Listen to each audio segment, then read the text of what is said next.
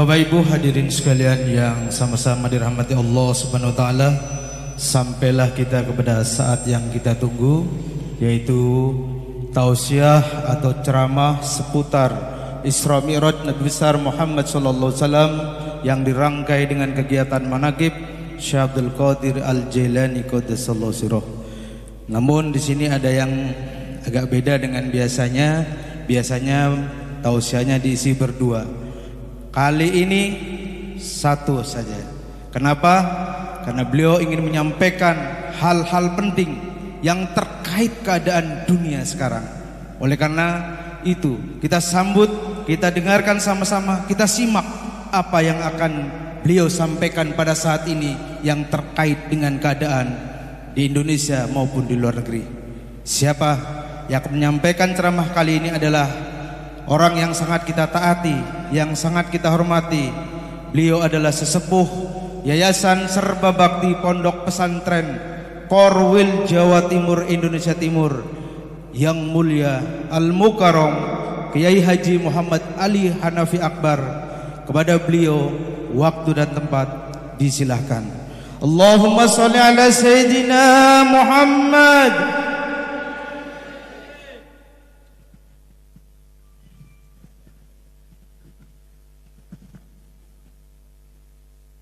Assalamualaikum warahmatullahi wabarakatuh.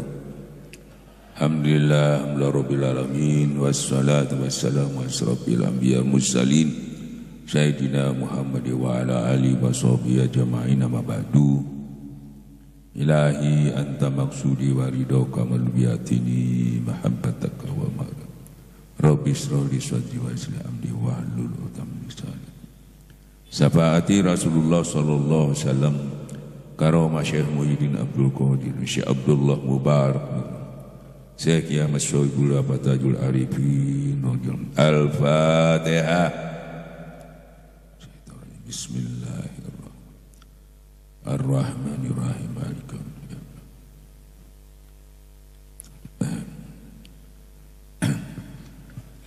Yang kita taati bersama yaitu guru kita Syekh Kiai Ahmad Syahibul Abatajul Arifin radhiyallahu anhu. Mudah-mudahan apa yang telah diajarkan kepada kita, yang telah diamanahkan kepada kita, kita bisa diberi kekuatan, kemampuan, kemudahan, keridhaan beliau untuk bisa melaksanakannya, agar apa yang kita amalkan ini bisa membuahkan hasil yang selama ini banyak yang kita lakukan tapi sia-sia, tidak manfaat. Karena kita tidak bersungguh-sungguh untuk melaksanakannya. Mudah-mudahan di dalam pertemuan ini kita bisa mendapatkan sesuatu yang bisa menambah keyakinan kita, kekuatan kita untuk bisa serius mengamalkannya. Karena kalau tidak bersungguh-sungguh, sampai kapanpun sampai tidak bisa mencapainya. Karena pertolongan Allah itu bersungguh-sungguh. Barang siapa bersungguh-sungguh mujahadah, niscaya nanti aku tuntun, kata Allah, akan aku tunjuki. Jadi sampai kita mendapatkan dituntun oleh Allah sendiri, itu kuncinya bersungguh-sungguh. Gak boleh setengah-setengah, gak boleh main-main, gak boleh asal-asalan. Tidak akan membuahkan sesuatu. Menghabiskan umur, menghabiskan waktu sia-sia, tak berguna. Ya, ini harus diperhatikan. Saya akan menyampaikan nanti 3 macam pengetahuan yang harus dipahami. Pertama-tama, ya, kata Allah, kullu nafsin dha'iqatul maut. Kita ini pasti mati. Ya, pasti mati. Siapapun harus mati.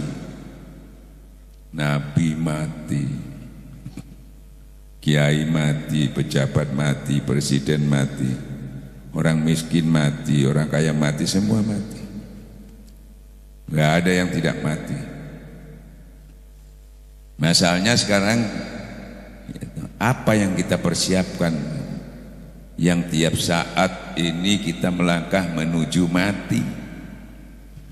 Apa yang saya siapkan? Seperti halnya orang datang kepada Rasulullah, ya Rasulullah, kapan hari kiamat? Dijawab Rasulullah,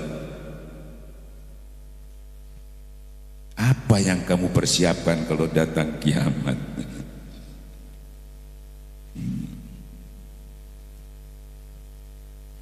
Maka dari itu Rasulullah menyampaikan orang yang cerdas itu, orang yang cerdas banyak mengingat mati, sekaligus mempersiapkannya. Apa yang sudah disiapkan? Sehat juga mati, jangan dikira. Nah, sakit itu nggak ada urusannya dengan mati. Sakit itu tersendiri, mati tersendiri. Nggak sakit juga orang itu mati. Sakit aja belum tentu mati. Bapak, ibu-ibu yang dimuliakan Allah, apa persiapan kita? Allah kasih sederhana saja, supaya tidak ada hujah kepada Allah, supaya manusia itu keinginan Allah itu dan Rasulnya ingin semua sampai masuk surga. Kan begitu ya? Diberi yang paling mudah sama Allah, diberi yang paling gampang sama Allah, untuk bisa sampean selamat sampai masuk surga.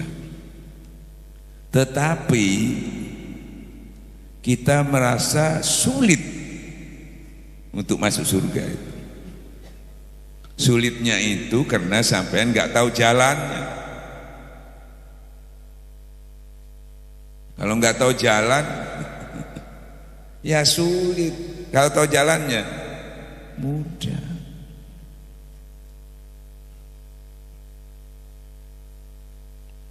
Maka dibutuhkan manusia itu ngaji, supaya dapat petunjuk jalan-jalan menuju surga. Lewat mana bisa masuk surga? Jalannya kemana dulu? Carilah jalan supaya kamu dekat dulu yang punya surga. Cari dulu jalannya bagaimana kamu bisa dekat kepada yang punya surga. Ini kepingin masuk surga tapi dekat kepada yang punya surga, nggak bisa. Bagaimana saya supaya diutangi di bank, dikasih uang di bank? Kamu kalau tidak dekat sama yang direktur banknya, ya nggak bisa keluar uangnya. Ya, biar banyak uang di situ, kamu nggak bisa diberi. Bagaimana caranya saya supaya saya dekat dulu kepada yang punya bank itu ya, pimpinannya katanya. Kamu lobby dulu ke situ baru ya. Ini kita enggak, karena enggak tahu jalan jadi sulit. Kita juga mau dekat sama Allah supaya mudah masuk surga. Nah, dekat kesulitan kita selalu sulit, enggak gampang. Yang bisa itu kiai-kiai aja, yang bisa orang mondok pesantren aja. Kita ngeles pakai itu. Padahal perintah Allah itu tidak ada yang nggak bisa. Kalau kamu belum bisa dekat sama Allah, masih ada jalan. Dekati orang yang dekat kepada Allah. Dekati aja. Ibarat kamu nggak tahu jalan menuju satu tempat karena kebodohan kita. Karena memang tidak tahu, deketi orang yang tahu jalan itu tadi, ikuti orang itu. Kalau ngikuti aja kan gampang, nggak pakai pinter juga bisa. Saya kesini nggak tahu jalannya, diantar orang yang tahu jalannya, biar tidur saya sampai. Jadi nggak ada alasan ya, kekurangan kita itu nggak bisa sampai. Maka masuklah kamu ke dalam orang-orang pilihanku. Orang pilihan Tuhan itu ada di mana? Orang pilihan itu ada di majelis. Di majelis mana? Di majelis yang membawa kamu ke Allah itu majelisnya apa? Majelis zikir.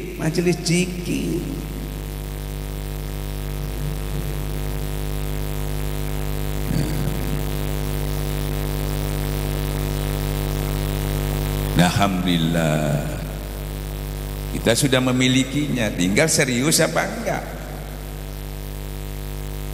Kalau enggak serius, mumpung lagi sehat, mumpung lagi muda, yang masih muda, mumpung lagi masih ada umur, masih ada waktu, itu pergunakan. Kalau enggak kena wal asli. Demi masa, demi waktu manusia rugi, waktu dibuang sia-sia. Akibatnya nanti penyesalannya kalau sudah meninggal. Di dalam Quran dijelaskan, banyak orang meninggal itu minta kepada Allah karena dikira yang disampaikan selama itu cuma dongeng aja. Cuma dongeng aja itu. Siksa kubur dianggap dongeng aja. Kalau dia menganggap itu sungguh-sungguh dia yakin, ya gak berani. Dia anggap itu dongeng, cerita. Sampai di sana ternyata benar, ketakutan lah. Ya Allah, kok serem gitu. Timbullah penyesalan. Memohon kepada Allah, ya Allah tolong saya diberi kesempatan sesaat udah. Kasih waktu saya sedikit ya Allah untuk memperbaiki ibadah saya ini ya. Tolong saya minta ya Allah. Kata Allah, sudah aku beri waktu yang banyak untuk engkau. Sudah aku turunkan nabi, aku turunkan para ulama, para kiai untuk menyampaikan. Tapi kamu cuek aja. Kamu sombong. Maka sekarang ini ya, rasakan akibat daripada kesombonganmu.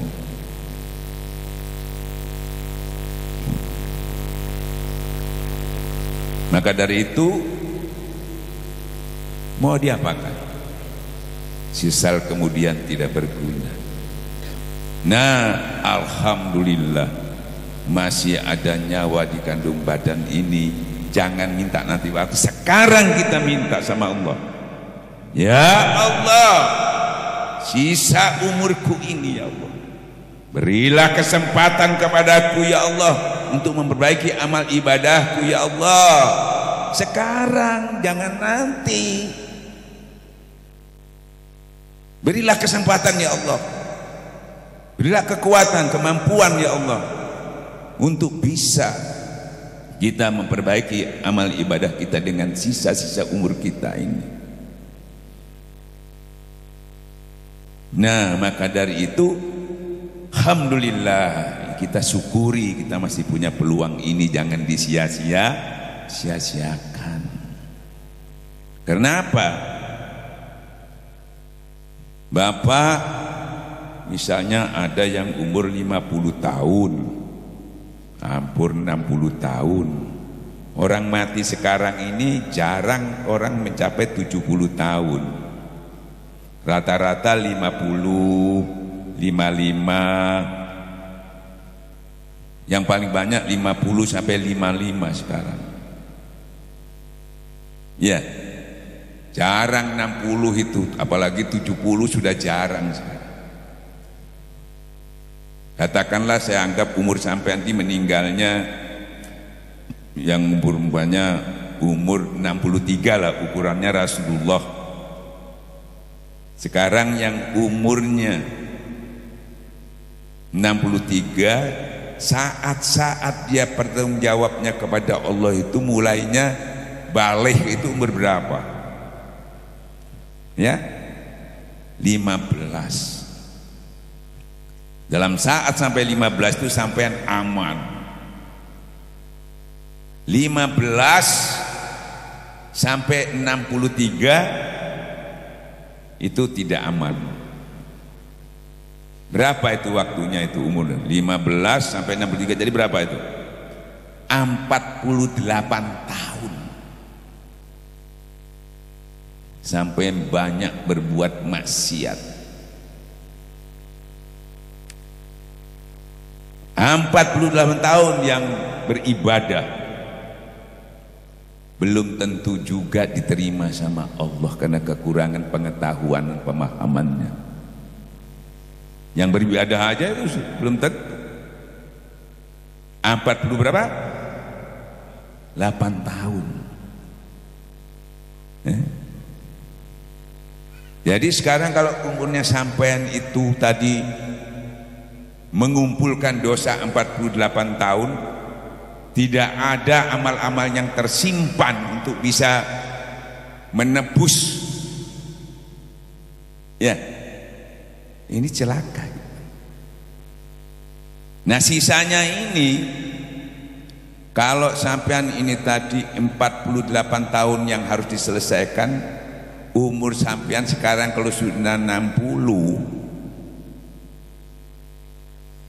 sisanya itu tadi mulainya 60 baru jam sadar, tinggal 3 tahun menyelesaikan yang 48 tahun itu cukup enggak? Hisab hitung. Katakanlah Anda sadar itu 40 tahun umurnya, sisa 23 tahun, padahal sampean tadi menghabiskan umur 48 tahun itu sia-sia. 23 tahun untuk menyelesaikan yang 40, gak imbang sudah waktunya, gak nututi. Kan gitu ya? Gak nututi. Apalagi yang mulai 60 tahun insafnya, menatanya. Hati-hati. Waktunya enggak cukup, makanya selalu Allah wal asrina, demi masa. Hai orang-orang beriman, kapan waktunya kamu itu serius? Bersegeralah kamu datang kepada ampunan cepat. Jangan sampai azab Allah datang kamu tidak tertolong lagi. Suruh cepat. Masya Allah, enggak nututi waktunya. Alhamdulillah sampeyan masuk bertemu dengan guru mursyid kamil mukamil, orang yang diberi otoritas oleh Allah untuk menyelamatkan manusia dari ketinggalannya, dari keterpurukannya, dengan waktu yang singkat, dengan waktu yang mudah, bahkan terlalu singkat. Anda sudah bisa menyelesaikan itu ya, dengan waktu yang butuh 20 menit saja, paling lama 25 menit ya. Dengan apa? Memperbaiki, pertama memperbaiki iman kita, memperbaiki tauhid kita. Ingin memperbaiki harus lewat situ dulu. Tidak bisa saya memperbaiki langsung sholat, puasa, zakat. Sudah dilakukan sendiri tanpa iman tauhid yang bersih. Tadi sudah disebutkan di dalam Al-Quran, orang-orang Badui itu tadi datang kepada Rasulullah, ya Rasulullah saya sudah beriman. Datang malaikat Jibril menyampaikan kepada Rasulullah, katakan Muhammad, iman belum menyentuh kepada orang itu. Dia masih berislam, sholat juga, puasa juga, haji juga, Karena iman belum menyentuh, ya, tidak bisa dipenuhi Allah pahalanya yang seutuhnya. Enggak mencapai nominasi, enggak mencapai target. Karena pemahamannya dia kalau sudah sholat, puasa, zakat seperti kita sekarang ini dikira sudah iman, padahal masih Islam. Sementara kita ini cara memandangnya kadang-kadang kalau sudah sholat, puasa, zakat dilakukan sudah iman. Bukan, tadi itu dikatakan dia masih Islam, iman belum menyentuh. Akibatnya sholat, puasa, zakatnya yang dilakukan, ibadahnya jalan, maksiatnya juga masih jalan, maka lunas, tidak menghasilkan apa-apa.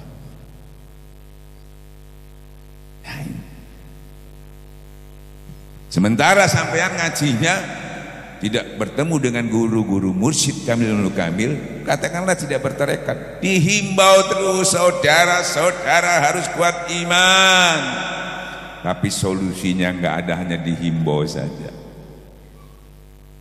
Ya, kadang-kadang terlalu tinggi, harus cinta kepada Allah. Tambah lagi imannya belum, suruh cinta. Belum dekat, belum kenal, suruh cinta.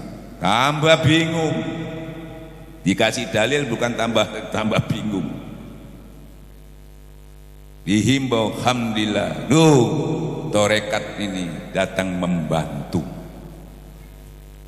Sesuai dengan pertanyaan Sayyidina Rasul, ya Rasul, adakah jalan yang semudah-mudahnya, secepat-cepatnya, seutama-utamanya untuk mencapai keridhaan Allah?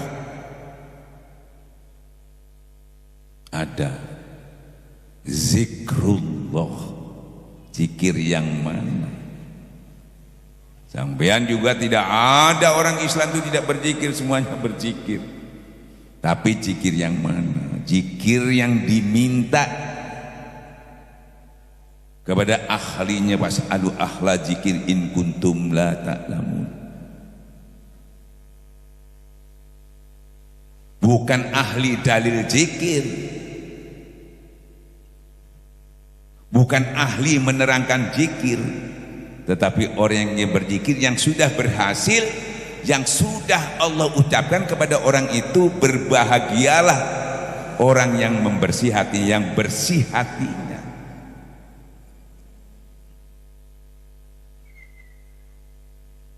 Bersih bukan bersih seperti pada umumnya, bersih di dalam dirinya selain tidak ada lagi di situ la tulhikum amwalikum wala aldukum.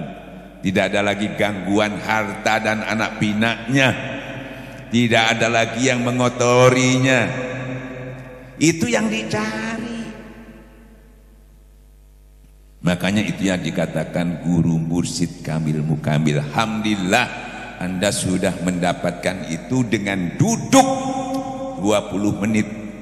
Iman sampean dan sekaligus semua permasalahan tadi yang sulit untuk ditempuh jarak pendek tadi, dengan waktu yang singkat bisa diselesaikan. Dibenailah iman kita oleh torekat dengan metode torekat ini. Jadidu imanakum bikasrati qauli la ilaha illallah. Utuhkan imanmu yang berantakan itu.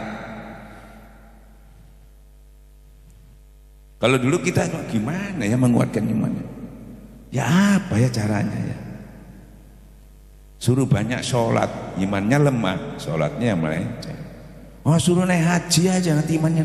Haji itu Pak, bekalnya takwa, imannya aja belum mau. Semuanya dilakukan hampir sia-sia tanpa iman. Seperti katakan tadi, sudah dilakukan tanpa iman, sia-sia. Utuhkan imanmu dengan la ilaha illallah. Punya solusinya, punya caranya.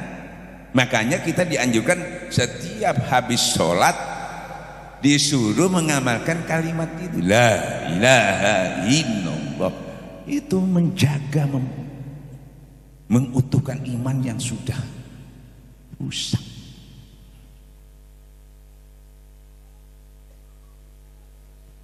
Itu pondasinya. Maka dari orang ditalkin itu sudah utuh imannya, mulai diutuhkan, mulai disempurnakan, mulai terjaga dengan kalimat itu, sekaligus pada saat itu juga 4.000 dosa besar hapus. Barang siapa membaca kalimat la ilaha illallah dengan benar, 4.000 dosa besar. Kalau tadi ditalkin 3 kali, 12.000 dosa besar langsung hilang, belum berdiri sampean sudah hilang. Begitu cepatnya sampean lakukan sholat, baca ini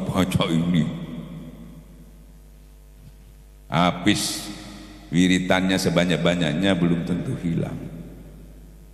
Ini janji Allah. Allah tidak pernah mengingkari janji. Makanya saya sampai mendatangi neraka jahanam ini. Takut-takut katanya Allah mengingkari. Tanya sama malaikatnya, ada enggak muridku di sini? Enggak ada. Masa mau dimasukkan? Karena Allah sudah berjanji, barang siapa membaca kalimat la ilaha illallah dengan benar-benar itu ada yang nuntun, ada yang ngawasi. Kalau enggak ada yang ngawasi, kalau salah ya. Kalau yang nuntun salah mesti dibenarkan. Makanya harus ada gurunya yang menuntun. Aku haramkan api neraka jahanam. Barang siapa membaca kalimat la ilaha dengan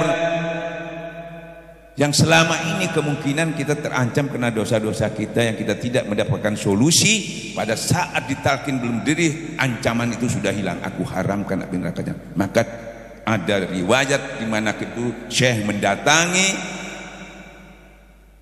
neraka itu, apakah mungkin ada murid-murid yang ada di sini? Malaikat kalau sampai ada tak bakar ini neraka ini. Oh enggak.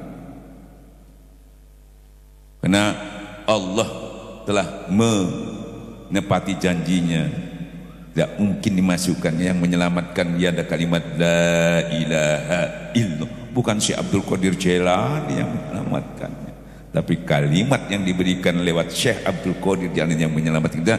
Sampai ancaman itu belum berdiri, kita sudah hilang. Sampai mau belajar apa? Ini tarekat membantu. Makanya namanya tarekat jalan, diberi jalan keluar. Yang selama ini kita mencari-mencari, apalagi kita bodoh, wah sulit. Ini cuma satu kalimat aja. Berarti juga untuk melengkapi kekurangan-kekurangan kita dari segi amal yang kurang dahulunya. Tapi dengan kalimat itu, satu kalimat yang kita baca itu nilainya, kata Allah, kalau ditimbang dengan 7 petala langit, 7 petala bumi, niscaya lebih berat kalimat itu. Satu kali baca kita sudah punya ya, pahala 7 petala langit sekali melengkapi. Kalau Anda mati saat itu belum diri jannah, apalagi ditingkatkan terus menerus kita lakukan. Bukan lagi kita membaca tadi 3 kali, tapi 165 kali. Kalau lebih kira-kira nilainya kayak apa itu? 3 kali aja sudah punya nilai yang tertinggi. Ini kalau sampai tidak bertorekan, tidak ditalkin, nggak bisa. Mau lewat mana? Ya kalau kiai, seperti sering saya katakan, kalau kiai memang dunianya tiap hari zikir, buka kitab, wiritan. Ya Bu ya, mulai kecil 7 tahun mondok pesantren, dunianya di situ. Lah sampai ya, tiap hari buka apa? Buka kitab. Gak punya waktu, sibuk Bu ya. Buka arisan, bon-bonan, cicilan. Ngajinya nunggu Isra Mi'raj sama Maulud Nabi, setahun 2 kali cukup. Mau masuk surga, mau bahagia dunia akhirat, bisa. Jangan mengharapkan, menghayal gitu. Nah tarekat ini sampean bersyukur, Kenapa saya bilang syukur? Syekh Abdul Qadir Jailani Qaddasallahu sirruh, ulama besar, sudah punya perguruan tinggi, Pak. Dalam kondisi beliau tuh mempunyai kitab yang banyak, mempelajari kitab itu saja masih bimbang dan ragu, belum yakin. Yakinnya hanya sampai diyakin, di ilmu yakin, ainul yakin, tapi belum sampai ke hakul yakin. Dia cari lagi pengetahuan. Beliau masih berguru, sudah punya madrasah, sudah menghafalkan 1000 kitab. Kita ini Masya Allah, cari guru masih sekelas ini. Bahkan Nabi Musa pun yang sudah menjadi nabi masih disuruh berguru oleh Allah. Kan gitu ya. Cara bergurunya kalau di tarekat memang beda. Karena dulu di tarekat itu nggak ada urusan kamu harus pinter, nggak ada. Kalau berjuru syariat sampai nggak pinter, nggak paham-paham, nggak ngerti-ngerti.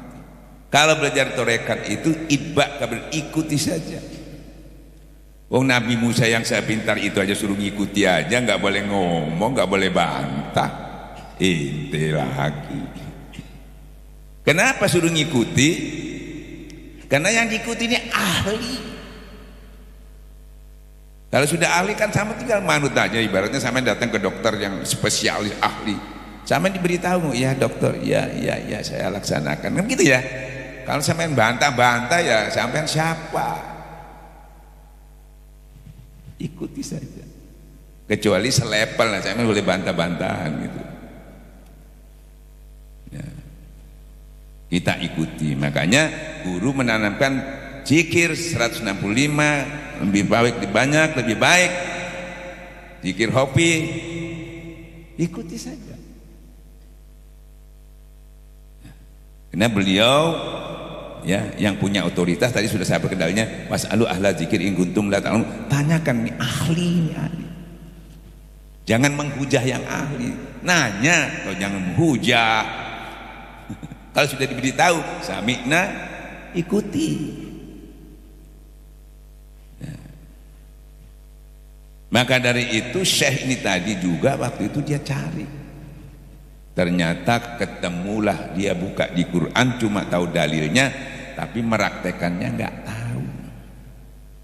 Ibaratnya beli AC, HP sudah beli, nggak tahu cara buka aplikasinya, tapi sudah memilikinya. Ibaratnya sampean punya senjata canggih, tapi nggak tahu caranya menembakkannya. Iya. Terus buat apa? Nah, jadi banyak orang punya pengetahuan tapi dia tidak bisa melaksanakannya.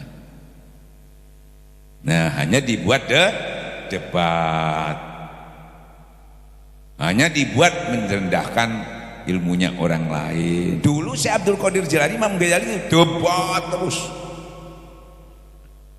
Padahal yang didebat ini sama, yang mendebat pakai Quran hadis, yang menjawab debatnya juga pakai Quran hadis. Yang salah siapa? Yang salah itu dua-duanya salah karena nggak paham. Ilmu bukan didebatkan tapi diamalkan, baru dia tambah. Kalau didebatkan bisa tambah kesat, hati ketambah hilang. Ilmu bukan didebatkan tapi diamalkan. Barang siapa mengamalkan yang ia ketahui, baru ditambah yang dia tidak ketahui. Kalau didebatkan nggak nambah. Makanya dilarang berdebat itu sebetulnya. Rasulullah mengatakan, tinggalkan perdebatan hatta kamu benar. Benar aja suruh meninggalkan, apalagi salah. Kalau kamu bisa meninggalkan, aku akan beri kamu istana nanti di surga, hadiahnya besar.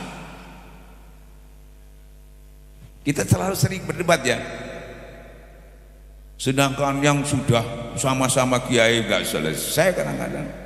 Apalagi kita ilmunya cekak-cekak gini mau berdebat lagi.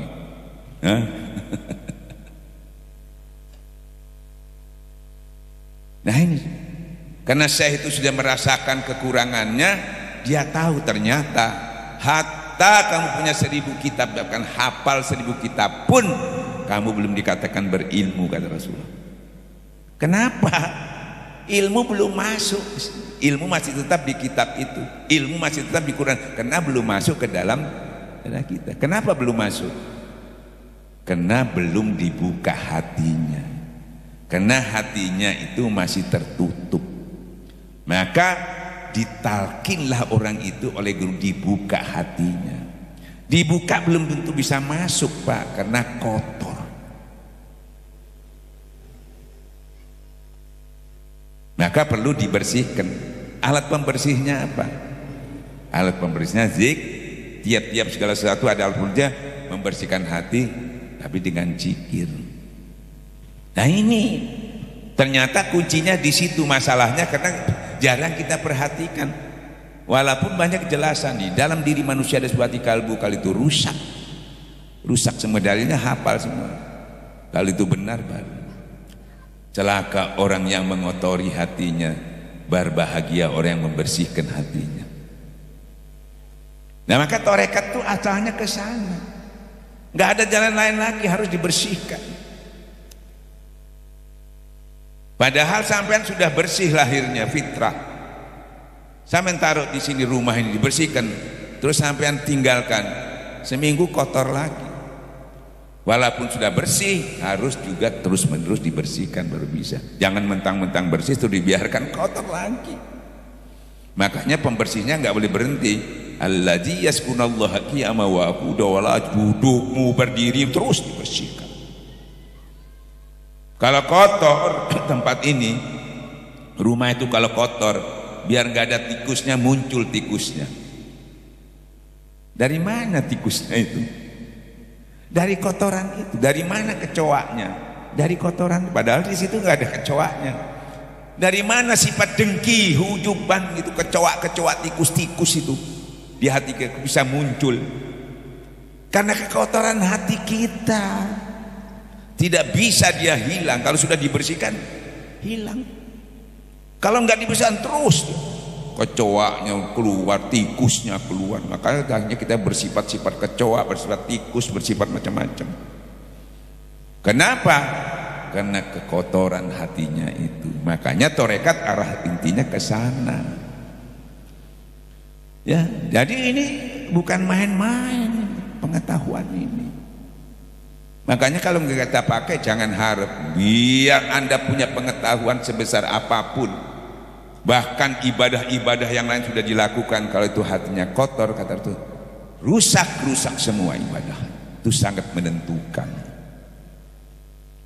Nah ini sangat menentukan. Kalau dohirnya ini kurang, Pak, bisa nego, Pak. Sholat tidak bisa berdiri, boleh duduk. Nggak bisa duduk berbaring. Sholat tidak menghadap kiblat, kalau di pesawat bisa nego, nggak masalah. Haji nggak punya uang nggak masalah, tapi kalau hati, Pak, nggak bisa dinego. Dalam situasi kondisi apapun dia harus terus on, harus hidup dia. Kalau tidak on, tidak hidup, diganti iblis masuk ke dalam situ. Sholat juga, tapi sahun, haji juga, tapi mardut, puasa juga, tapi cuma dapat lapar haus, rugi. Masalahnya cuma hati yang kosong daripada ingat kepada Allah.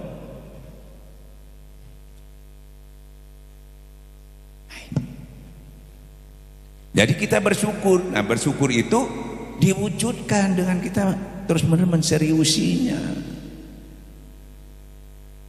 Ini sudah ditalkin, ya alhamdulillah saya sudah ditalkin. Gak bisa, itu masih bibit,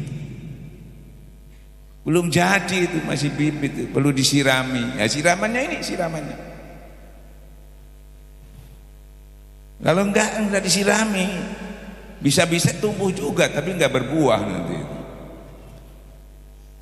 Ini siramannya. Jangan sampai keliru. Pertama niatnya ilahi anta maksudi. Kedua kumpul begini niatnya juga bersabarlah kamu duduk-duduk ini supaya hasilnya maksimal, supaya diterima Allah. jangan kamu palingkan pandanganmu sedikit kepada perhiasan dunia kalau sudah duduk di sini. Karena sampai mau menghadap Allah tidak boleh bawa apa-apa.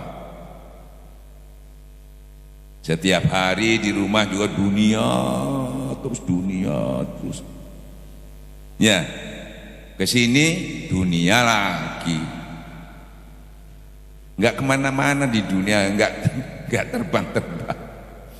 Tinggalkan dulu duniamu. Kita mau berangkat ke Allah. Kalau terlalu banyak muatannya enggak bisa terbang. Muatannya itu anak, istri, harta, enggak bisa terbang. Taruh dulu. Nanti setelah selesai jangan lupakan duniamu, kan gitu ya. Nah ini torekatmu membantu kita nih. Terima kasih. Hanya ajak kamu tidak termasuk bersyukur kepadaku sebelum bersyukur kepada orang yang telah berbuat baik. Siapa? Para nabi, ya, menurut perjuangan ulama-ulama yang meneruskan kalimat ini. Kita terima kasih khususnya kepada guru kita Syekh Ahmad Sobibul Fatajul Arifin radhiyallahu. Al-Fatihah. Bismillahirrahmanirrahim. Satu ya. Jadi ya, ini perhatikan, ini zikir jangan dianggap main-main ini. Karena sampean tidak mungkin bisa melampaui secepat ini tambah zikir seperti saya katakan tadi. Waktunya butuhnya sempit sekali waktunya yang sudah umur-umur ini. 48 tahun kita ini tidak sempurna, ibadah kita belum jelas hasilnya. Terus untuk memulainya waktunya nggak cukup untuk menembus itu. Tapi dengan ditorekat selesai dulu, jadi nol yang 48 tahun itu. Bersih sudah lunas. Tinggal kita mulai kan, nah ini menabung amal. Kalau tadi nabung nggak cukup waktunya, mau membayarnya itu waktunya nggak cukup. Nah dengan bertorekat ini ada jalan, kan gitu ya. Seperti orang membunuh 99 orang, datang ke orang yang bukan ahli, nggak bisa Pak. Satu aja membunuh orang, dalilnya itu sama dengan membunuh orang satu dunia. Dalilnya benar, tapi kan harus ada solusinya. Solusinya nggak ada. Malah apa? Dibuat pesimis, seakan-akan nggak ada solusi. Padahal Allah sendiri menyampaikan, hatta dosamu sebesar langit dan bumi. Tahu solusinya, selesai. Hatta ini nggak tahu. Salah satu ulama yang nggak tahu solusi. Ada satu ulama lagi tahu. Bahkan dia jengkel, langsung dibunuh jadi 100. Datang lagi kepada ulama satunya, bisa. Tapi kamu harus datang ke Mekah, jalan kaki ke sana. Maksudnya datang itu begini Pak. Kita ini sering salah. Bertobat itu, berdoa itu SMS, tidak hadir. Jadi sampean itu sering SMS, padahal yang bisa diterima dosamu sebesar langit dan bumi itu bisa hapus. Itu bukan SMS. Bersegeralah kamu datang, hadir. Hadir itu zikir. Hudurkan hati kepada Allah. Hatta dosamu sebesar langit dan bumi aku hapus. Makanya sampean ditalkin itu dihadirkan, dibawa oleh guru kita, dihadirkan kepada Allah. Ya Allah, nih hambamu telah hadir membawa dosa sebesar langit. Janjimu mana? Diberi sama Allah. Hapus SMS sampean. Kalau nggak pakai zikir, nggak ada dalilnya itu. Dan persyaratannya berdoa itu ya sulit, walaupun dikabulkan. Imannya harus bagus, tauhidnya harus bersih, makanannya harus halal, bajunya harus halal. Tapi ini itu nggak bakal sudah hadir itu hatta kamu baru lolos, asal datang. Persyaratannya yang tadi enggak nggak ada nggak masalah, asal datang. Tapi kalau nggak datang SMS persyaratnya itu, dan pasti sampai nggak mampu mengumpulkan persyaratannya itu, potongan kita nggak bisa. Nah ini keuntungannya. Kalau tidak, pasti tunggu azabku, betul. Jangan sampai azab datang kemudian. Ini makanya tadi orang itu disuruh ke Mekah sana, cepatan. Bukan ke Mekah, kita ke Allah. Nah kalau disyariatkan suruh jalan kaki ke sana, ini enggak bekerja. Yang harus datang itu ruhnya, jiwanya ke Allah. Enggak tahu jalan, dituntun.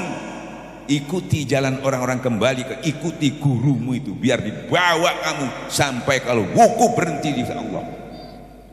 Itu mudah kan kalau ada yang nuntun. Jadi nggak ada alasan gini, wah sulit ini bagaimana, saya dosa sudah banyak. Tidak ada, mudah. Makanya harus datang kepada orang-orang yang dekat kepada Allah kalau nggak tahu. Paham ya? Insya Allah. Meranjak ke nomor 2, berkaitan dengan Isra Mi'raj. Saya sudah sering sampaikan Isra Mi'raj itu kita, ya, Rasulullah itu Mi'raj dipanggil bukan mengambil perintah sholat, bukan. Memperbaiki sholat itu supaya sempurna, karena sholatnya sudah. Rasulullah itu berangkat sholat sampai di mana? Dari Masjidil Haram ke mana dulu? Masjidil Aqsa, sholat juga, bahkan mimpin nabi-nabi sholat. Jadi sholatnya sudah. Apanya yang belum? Ini saya perulangi. Yang belum itu cara-cara tumainannya sholat, juga waktu-waktunya sholat yang belum. Jadi ritual sholatnya yang belum. Bahkan juga supaya tahu bedanya orang Islam dengan orang Majusi, Nasrani dan Yahudi yang selama ini, karena tempat Ka'bah itu semuanya ke situ, yang Yahudi, yang Nasrani, Majusi, semuanya sholat masing-masing di situ caranya. Yang orang Islam juga belum ada ketentuan, jadi nggak jelas ini Islam apa enggak. Ada yang duduk, ada yang tersungkur aja, ada yang telanjang, ada yang lari-lari. Setelah beliau itu dari Mi'raj, ada ketentuan waktu-waktu sholat itu tadi 5 waktu, ya, sholat asar, maghrib, isya dan sebagainya, yang sudah ditentukan waktu-waktunya, juga menjadi identitas. Jadi nanti bedanya orang-orang yang muslim bukan tidak itu dari sholat, dari ketahuan. Itu hikmahnya yang besar. Jadi kalau sudah nggak sholat, ya toh, bisa-bisa kalau perang itu oh sholat, haram darahnya. Ini kalau nggak sholat nih, biar ngaku Islam nggak sholat, ya ini bisa dibunuh kita, kan gitu ya? Karena tanda-tandanya sholat, begitu ya. Nah, bapak-bapak, ibu-ibu yang dimuliakan Allah, nah sholat ini sendiri sejauh mana sholat kita ini? Kita lihat pentingnya sholat ini tadi. Karena sholat itu kalau sudah baik, amal-amal yang lain itu tidak diperiksa lagi. Jadi sholat ini menentukan, Pak.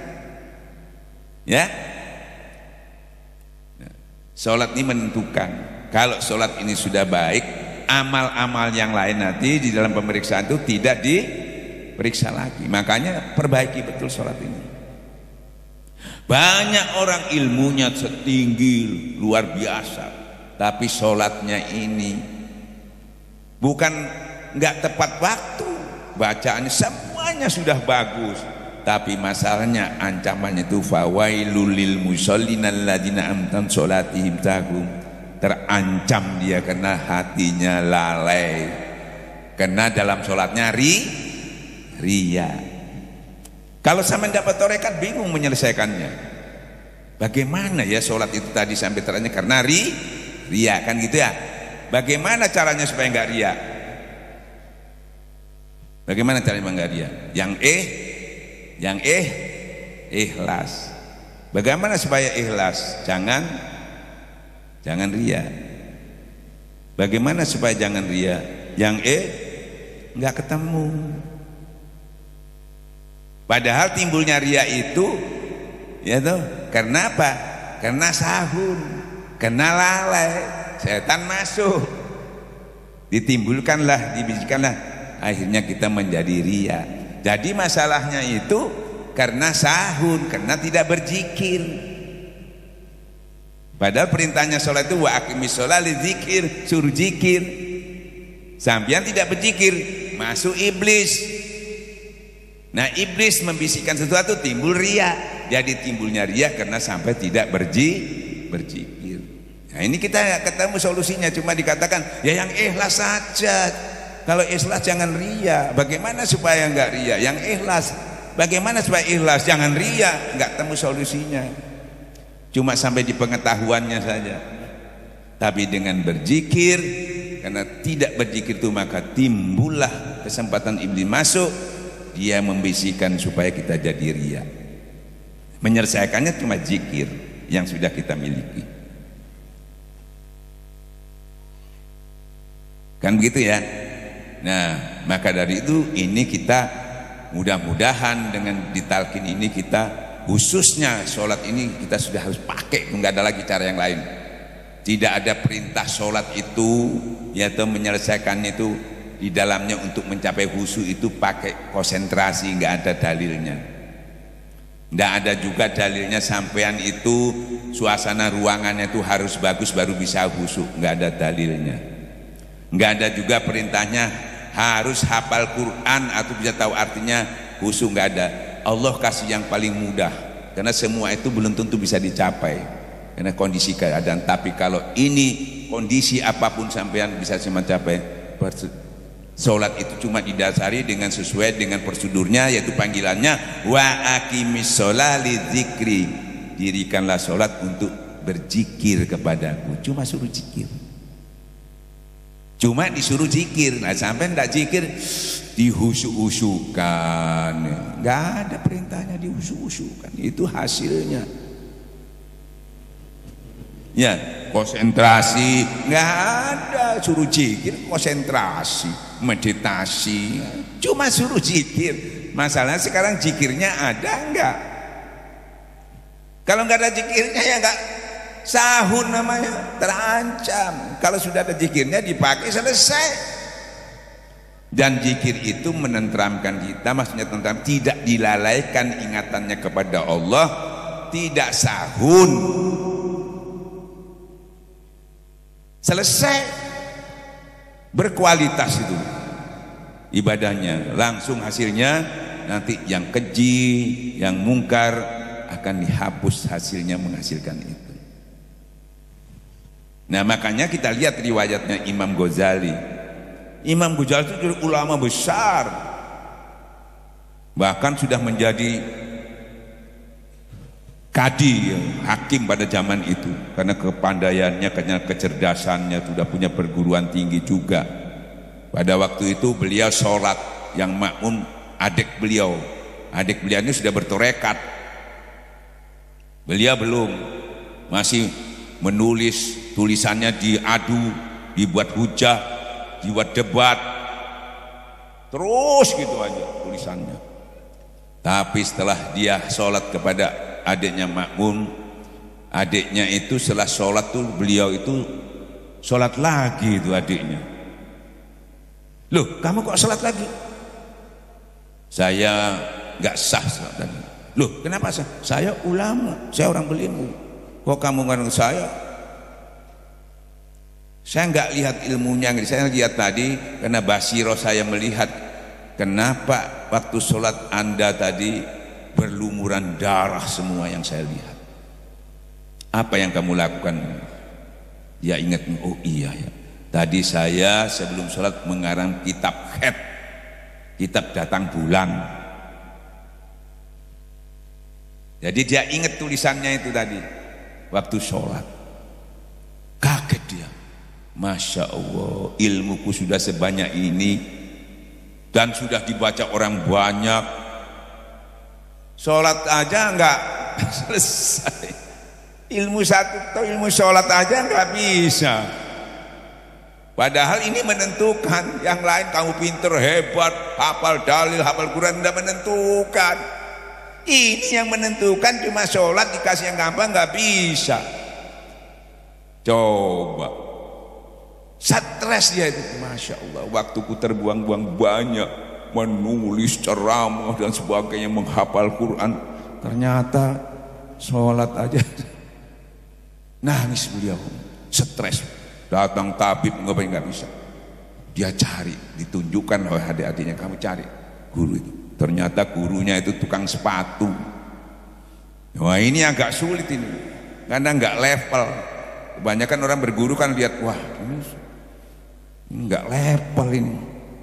Sekarang kalau kita berguru kan mesti tanya, siapa kamu, mondoknya di mana, keturunannya siapa, ada Arabnya enggak, gitu. Kalau enggak, nggak level ya. Padahal ilmu itu nggak boleh ukurannya itu. Siapa saja orangnya itu kedudukannya kita lihat ilmunya, bukan dahirnya, kan gitu ya. Tidak ada bedanya bangsa Arab dengan bangsa Azam, kecuali yang takwanya dilihat. Kita sering yang dilihat itu orangnya. Nah, ya. Beliau akhirnya belajar ke sana. Apa yang mau saya ajarkan kepada kamu? Ini saya sudah punya kitab banyak. Mungkin ada yang salah dengan kitab-kitab saya yang saya tulis, saya pahami. Oh, enggak ada, soheh semua. Apalagi kami ngambil Quran dan hadis. Kenapa saya tidak bisa mewujudkan apa yang tertulis? Karena apa? Kitabnya soheh, hatinya yang enggak soheh.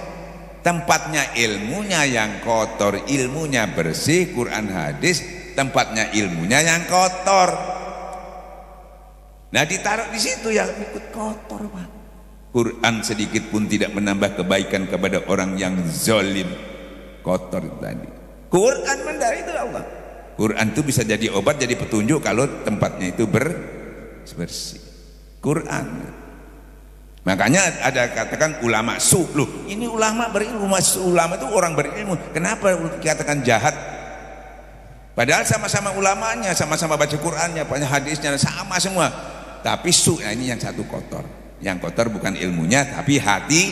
Di situ lagi. Nah, tarekat membantu itu. Sudah sampai menjadi ulama besar. Kalau tidak dia nggak bisa. Itu bukti contoh dua aja dicontohkan. Syekh Abdul Qadir jalan dengan Imam Ghazali, yang sering menjadi rujukan oleh ahli sunnah wal jamaah. Maka beliau disuruh bersihkan. Pertama beliau disuruh bersihkan kamar mandi yang ada di jalan itu tadi, masjid apa, ponten lah, tempat umum, WC umum, suruh bersihkan, pakai surban bersihkan. Selesai datang, ya sudah saya bersihkan. Kenapa dia disuruh bersihkan itu? Kenapa? Menghilangkan kesombongannya selama ini. Karena saya berilmu, saya guru besar, saya ini. Sayanya ini supaya dia menghinakan dirinya, supaya tidak besar lagi kesombongan itu, dia disuruh praktek. Malu enggak dia? Merasa rendah enggak dia? Selama ini kan yang merasa tinggi itu karena dia punya kelebihan itu, padahal bukan itu. Ya itu, nah disuruh ngepel. Selesai datang, sudah saya gampang ya gampang, tinggal bersihkan aja. Sekarang adalah agak sulit lagi. Coba kamu bersihkan pakai jenggot kamu kayak gitu. Bersihkan pakai jenggotnya. Ya. Selesai sudah gampang ya, gampang. Ya. Sekarang kalau itu kamu bisa bersihkan dengan gampang nih, sekarang baru bersihkan hati.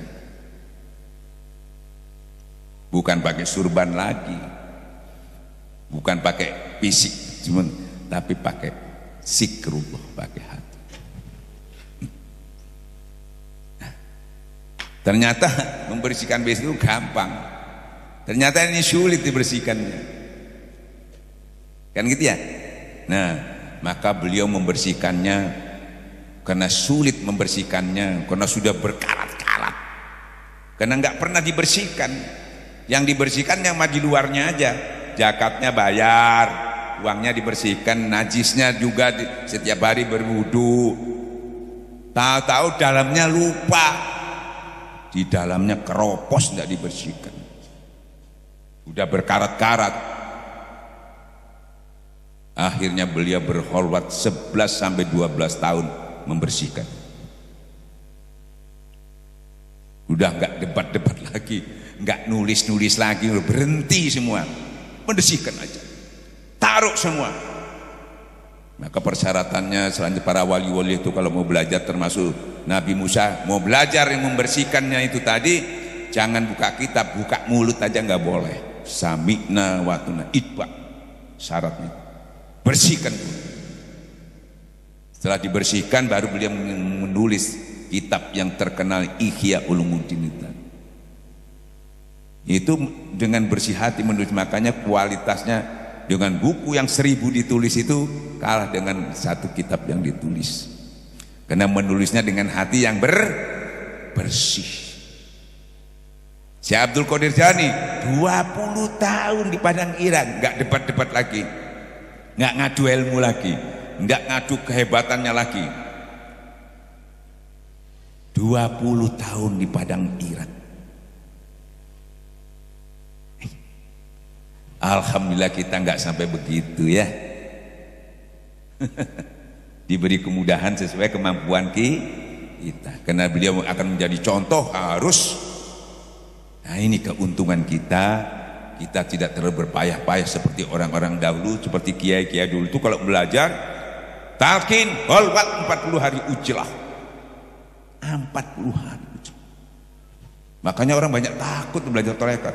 Tidak boleh gini, tidak boleh gini, tidak boleh gini. Wah. Saya sendiri ke Abah Anom, bah saya mau ujlah juga 40 hari. Jangan, pasti kamu tidak kuat. Kalau orang dulu ujlah kuat, kiai kuat, karena kiai itu zaman dulu itu enak, ketolong situasi, ya toh, di gunung lagi tempatnya ya. Kalau sampai sekarang ujlah di rumah, nggak di gunung nggak kuat, kedinginan. Di rumah banyak tahu lewat, bakso liwat, nggak bisa.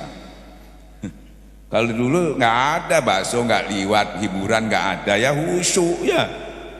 Nah sekarang saya main mau husu gimana? Akhirnya Abah bilang begini sama saya, jangan masuk gua, sudah di pasar aja kamu gitu. Sekali itu aja. Yang paling penting kamu berhubungan dengan manusia, tidak melalaikan hati kamu ingat kepada Allah, sama saja. Nah, enak kan? Yang paling penting kamu berhubungan kepada manusia, hatimu tidak dilalaikan oleh manusia itu. Karena kalau sudah dilalaikan, kamu termasuk rugi. Daripada kamu masuk di gua tapi ingat anak istrimu, kerjaanmu, ya. Lebih baik kamu kerja tapi ingat kepada hablumnallahnya jalan, hablumnanasnya jalan. Nah kamu akan dimuliakan sama Allah. Yang paling penting hatinya jangan mati. Seperti ikan di laut, 1000 tahun ikan di laut itu di air asin, dia tidak pernah terkontaminasi oleh air asin itu. Tapi kalau sudah mati, langsung terkontaminasi dari asin. Kita juga kalau hati ini sudah mati, langsung mudah terpengaruh hal-hal yang negatif. Tapi kalau ini hidup, tidak bisa mempengaruhi. Seperti dalilnya bismillahirrahmanirrahim la yadurru ma'ismisan fil ardi wala bis sama wa huwa samiun alim. Kalau kamu sudah berzikir, kalau kamu sudah bersama aku, jangan yang di bumi, yang di langit pun tidak bisa memberi mudarat kepada engkau. Kalau tidak, istrimu bisa memberi mudarat, anakmu bisa memberi harta, bisa mudarat. Mudarat itu apa yang paling termudarat? Kamu lupa kepada Allah, sehingga kamu lupa kepada dirimu sendiri. Pasti kamu berbuat sesuatu yang tidak diridhoi sama Allah karena kamu lupa. Kalau sudah lupa itu lupa malu, lupa kalau kita itu bohongi orang, ya toh, seakan-akan nggak pernah melakukan kan, bahaya itu. Tapi kalau sampai ingat kesalahan dan sebagainya, insya Allah sampai akan sadar. Nih zikir, alhamdulillah sudah kita miliki, tinggal serius apa enggak. Hai orang-orang beriman, kapan kamu serius? Ya, nah ini sholat. Bayangkan beliau yang sudah ulama besar. Nah kita bersyukur, bukan ulama besar, bukan orang besar, tapi kita juga bisa. Ternyata pelajarannya, apa yang dipelajari oleh Syekh Abdul Qadir Jailani sampai menjadi Sultan Aulia, apa yang dipelajari Syekh Imam Ghazali sampai dia mendapatkan kitabnya itu Ihya yang luar biasa itu, cuma dengan ditalkin itu dia bisa mencapai itu. Dan pelajarannya itu juga walaupun kita tidak sekelas beliau, tapi pelajarannya sama diberikan kepada kita. Nah itu hebatnya itu, adilnya guru mursyid itu ya. Pelajarannya apa yang diberikan sama orang-orang hebat, sama kita ini orang yang ya di bawah, tetap sama pelajarannya di bawah kita. Tinggal untuk mencapainya sama-sama juga, tergantung niatnya ilahi anta maksudi apa enggak, bersungguh-sungguh apa enggak. Kalau sudah dilakukan, insya Allah kamu akan mencapai ilahi anta maksudi waridoka madubiatini mahabbataka wa ma'rifataka. Selesai ya, torekatnya sudah selesai, pengetahuannya sudah selesai, tinggal sampai amalkan. Mudah-mudahan dengan sholat yang baik itu ya, yang lain sudah diperiksa dan kita sudah punya peluang mengisi amal-amal kita tadi yang sudah bersih, jangan sampai kotor lagi. Dan tadi sudah ditolong untuk dibersihkan ya. Jadi waktu kita yang sedikit ini bisa tercover semua yang tadi sudah dibersihkan. Itu keuntungannya. Kedua, ini masalah penyakit corona. Ya, dengar baik-baik. Kan bingung kita ya ini ya, takut ya. Masjid ditutup, Mekah ditutup. Pengiringan barang dari sana ke sini ditutup. Kalau sudah ditutup semua ini otomatis nanti ini hancur semua dunia ini. Ya. Coba sholat Jumat ditutup di Iran tuh sholat Jumat tuh ditutup, sekolahan ditutup. Di Indonesia mulai ini nanti beberapa hari ini sudah mulai ditutup, perguruan tinggi suruh di rumah semua. Kalau sudah ada hubungan sosial ini tertutup semua, nanti orang petani kalau ada yang kena nggak boleh tani semua. Lebih serem dari penyakitnya itu hasilnya nanti. Ya, perhitungannya bisa salah. Menghindari penyakitnya semua ditutup, timbul penyakit baru. Kamu jadi kelaparan nanti. Kalau sudah kelaparan timbul penyakit yang berbahaya. Sesungguhnya lapar itu mendekati kekufuran. Nah, ini yang bahaya. Ya, dikira sudah begitu sudah tambah selesai masalahnya. Padahal masalah timbul lagi karena semuanya tidak ada kegiatan. Petani di rumah, pabrik-pabrik itu yang menyiapkan segala kebutuhan itu, khususnya makanan itu tutup. Kira-kira lebih parah lagi ya? Lebih parah lagi. Jadi menyelesaikan itu masalah kalau nggak tahu tambah. Kita punya Allah, punya solusi. Kalau kamu bermasalah, kembali kepada Quran dan hadis. Sementara ini Quran hadis enggak tapi dibahas, tapi menurut WHO, menurut orang-orang pandai, menurut begini, itu yang kita ambil jadi patokan. Karena itu WHO, itu apa namanya itu orang-orang yang ahli kesehatan dunia harus diikuti. Kalau dia mengatakan tutup semua yang tutup, ya ikuti aja. Nanti hasilnya seperti saya katakan tadi, naudzubillah, kembali kepada Quran dan hadis. Membahas Quran hadis ini juga kadang-kadang kalau nggak paham, Quran tidak menambah sedikit pun tidak menambah kebaikan.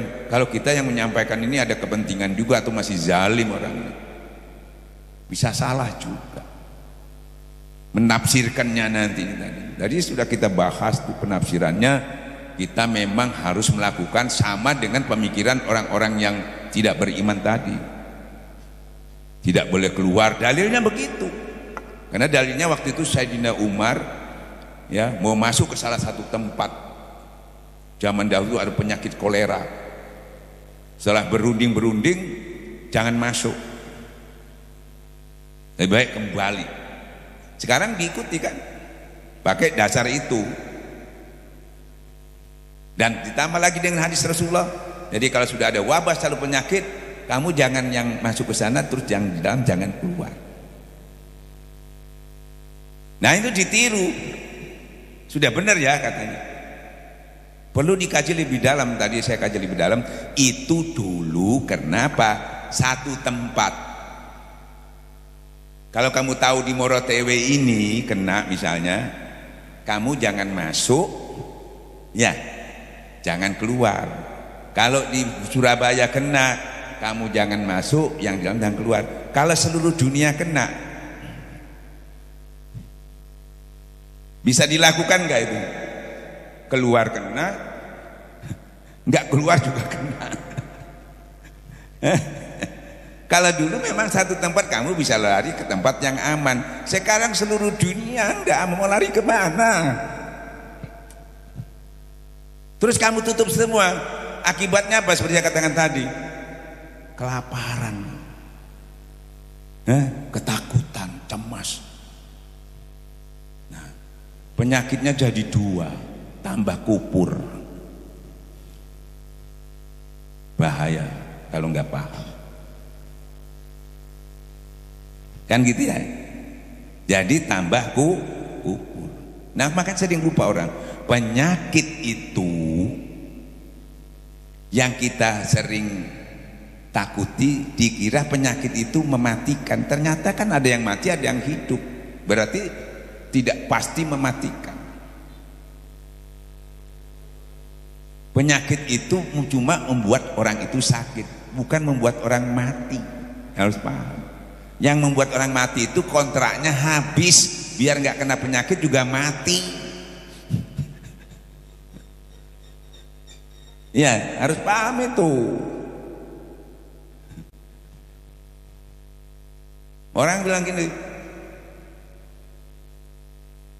sampean ditobruk mobil, oh mati diturut mobil. Emangnya dia juga punya tugas untuk mematikan? Yang tugas mematikan itu, yang menyabut nyawa itu siapa? Malaikat Israel. Dulu mana mobil itu yang mengambil sama malaikat Israel? Dulu mana yang mengambil nyawanya itu? Apa mobil itu yang mengambil nyawanya? Apa penyakit yang ngambilnya? Sama Israel dulu mana? Itu nggak punya tugas tuh ngambil nyawa itu.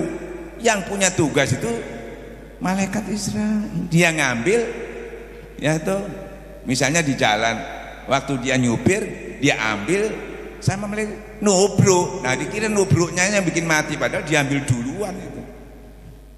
Kalau sudah waktunya mati, hatta dia dimanapun, sesaat tidak ditambah, kurang sedikit tidak bisa ditambah lagi. Makanya waktu diambil dia di mobil, ya matinya harus di situ, karena waktu di situ ya diambil. Orang yang bodoh, nah gara-gara tubrukan itu mati. Ya, jadi yang mematikan tubrukan, yang nyambut ngambil nyawanya tubrukan, bukan. Dia ambil dulu baru tubrukan. Paham ya? Kecuali orang itu sengaja menubrukkan, bunuh diri, itu pun belum dikatakan mati. Karena mati itu hakikatnya kembali kepada Allah. Kalau dia sengaja menubrukkan, bunuh diri, belum waktunya, dia nggak bisa kembali kepada Allah, jadi hantu dia. Mau pulang belum waktunya, mau kembali ke badannya rusak, dia gentayangan jadi hantu. Belum masuk alam barzah, belum bisa diadili dia, karena belum masuk alam barzah. Jadi mana? Gentayangan.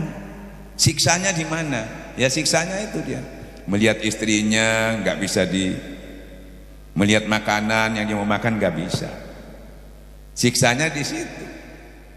Jadi gentayang, jadi namanya ada yang arwah gentayangan, yaitu pulang nggak bisa, kembali ke fisiknya rusak. Akhirnya sering nyurup-nyurup kepada orang ya. Ya itu yang dipanggil-panggil oleh dukun-dukun itu. Dipakai untuk itu. Nah, nanti saat waktunya itu ibaratnya takdir meninggalnya umur 50 tahun, pada saat dia bunuh diri itu 25 tahun, 25 tahun kemudian setelah sampai 50 tahun baru dia bisa kembali, baru dia masuk alam barzakh terus diadili. Nah, jadi mati itu kembali, yang mati itu yang rusak itu fisik. Nah, kembali itu kembali kepada Allah, ini tidak bisa kembali dia. Ya, paham ya benar-benar. Makanya penyakit ini tadi, ya, kamu nggak bisa menghindar sudah. Mau kemana menghindarnya? Maka larilah kamu, berlindunglah kamu kepada Allah. Karena apa saja yang merusak itu tadi, bentuknya apa saja itu setan. Dan setan itu punya izin mengganggu. Tidak bisa, jangan, nggak bisa. Nggak bisa kan bilang jangan, jangan masuk sini, corona, nggak bisa. Ya, kalau dia sampai kena sampean, jangan disalahkan dia. Karena dia itu memang sudah diizinkan, tidak salah. Yang salah sampean, kenapa sampean tidak dekat sama Allah? Kenapa sampean tidak berlindung? Sudah tahu ada bahaya, sampean tidak berlindung. Sudah tahu ada bom mau turun, sampean tidak berlindung. Berlindung itu yang terbaik ada di mana? Di sisi Allah ini. Jadi kita mikirkan setannya aja tadi, mikirkan penyakitnya. Tapi sampai tidak memikirkan kelemahannya sampean. Ya. Coba penyakit itu virus-virus datang. Kalau antibodinya sampean dibaguskan, tidak bisa kena. Tapi kalau lemah, jangankan dari luar mau kena sampean, sampean yang jadi penyakit itu malah. Sampean yang menimbulkan penyakit itu tadi. Kalau sampean sembuh, sampean yang jadi penyakitnya. Jadi itu menguji sampean itu supaya tahu sampean, saya kok lemah makanya kena. Jangan disalahkan. Salahkan diri sendiri karena kita lemah. Supaya kuat, dekat sama yang kuat. Ini enggak, gara-gara terus tapi sampean ini tidak diperbaiki ini. Selalu menyalahkan setan aja. Selalu menyalahkan orang, nyalahkan Cina, nyalahkan ini ya. Kesalahannya paling lemah itu ya toh, karena kita kurang tahu kelemahan kita. Nah, di situ makanya takutlah kamu pada azab, kata Allah. Azab yang tidak memilih lagi, mau kiai, mau orang, kena semua. Kena semua. Takutlah kamu pada azab yang itu tadi. Ya. Kenapa turun azab itu tadi tidak milih? Karena kurangnya amar ma'ruf nahi mungkar. Sekarang orang-orang itu ilmu cuma diperdebatkan, adu pinter aja, adu dalil aja, tapi tidak sampai bisa menyelamatkan ya toh orang-orang itu dari gangguan-gangguan orang-orang zalim itu. Tidak berikan motivasi bagaimana dia supaya kuat menghadapi orang-orang itu. Cuma dikasih dalil toh, dalilnya dibuat debat terus, tapi tidak bisa diberikan kepada orang-orang yang lemah itu supaya kuat. Jadi urusannya bukan untuk kuat, untuk pinter, untuk pinter-pinteran, itu hebat-hebatan. Lihat ya di YouTube, pinter-pinteran saling menghujah. Yang menghujah yang ini pakai Quran hadis, yang menjawab juga pakai Quran hadis. Yang mana yang salah ini? Ya, sama-sama benernya. Gak benernya apa? Gak benernya ilmu itu bukan didebatkan, tapi diamalkan. Baru dia mendapat hasilnya. Nah, kena semua, gak milih-milih. Bayangkan di tempat-tempat, hampir tempat haji aja ketakutan itu, kena. Orang umrah sudah gak boleh. Sepanjang masa zaman Rasulullah tidak pernah terjadi seperti ini. Karena sudah melampaui batas. Kalau itu hanya satu tempat aja, kamu bisa lari ke kosong. Sekarang mau lari kemana? Katanya orang masjid aman tempatnya Tuhan, ini masjid diusir sekarang. Oh di Mekah aman, sana banyak orang alim, sampai di sana tidak boleh masuk. Tempatnya di mana lagi? Sampai kalau enggak bertarekat, saya mau lari kemana? Nih lari ke Tuhan, ke Allah, zikir sebanyak. Bismillahirrahmanirrahim. Kalau kamu sudah bersama aku, jangan yang di langit di bumi pun tidak bisa memberimu mudarat kepada engkau. Kalau begitu kita jangan takut. Memang jangan itu hanya kepada Allah, tapi jangan sombong. Wah saya nggak boleh juga.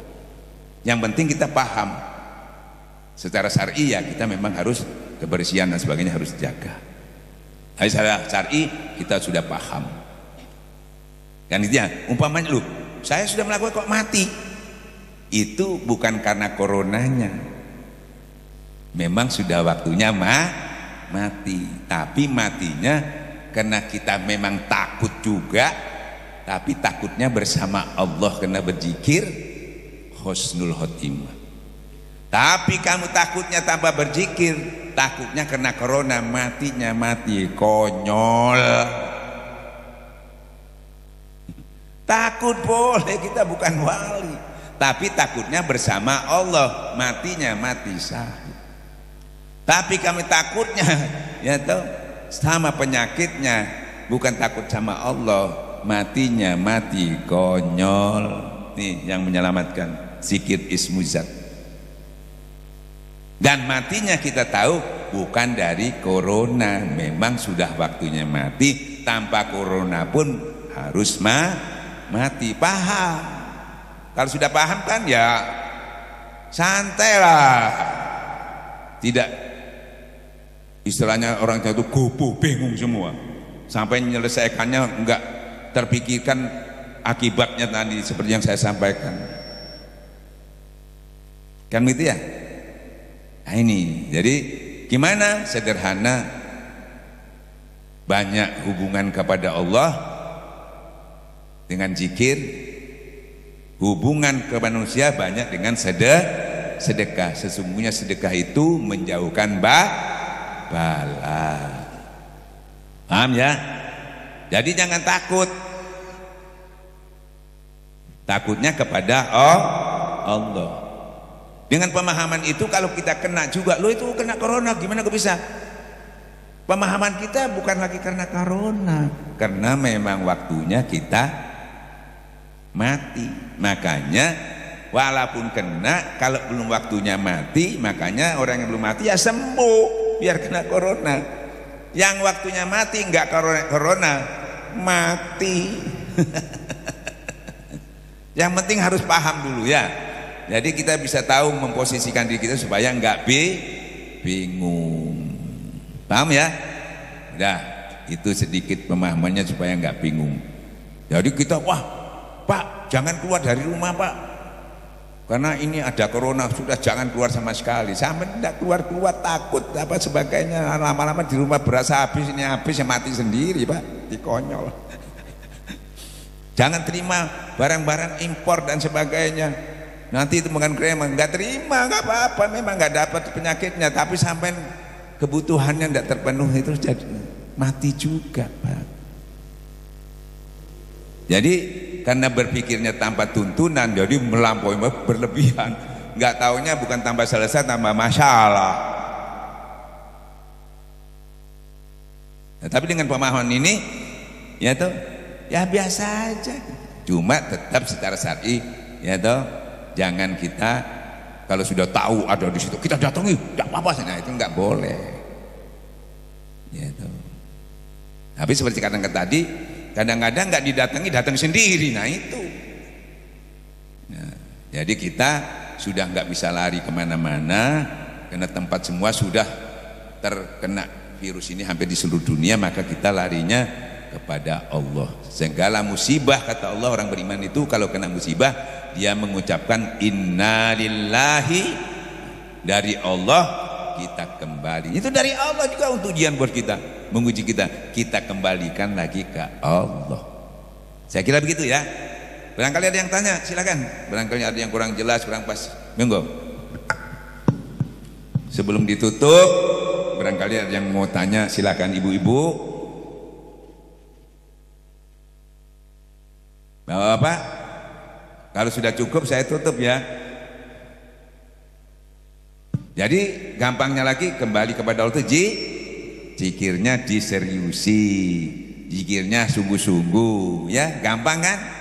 Nah, jadi itu banyaknya yang kita bahas, ternyata caranya semua urusan itu kembali kepada Allah.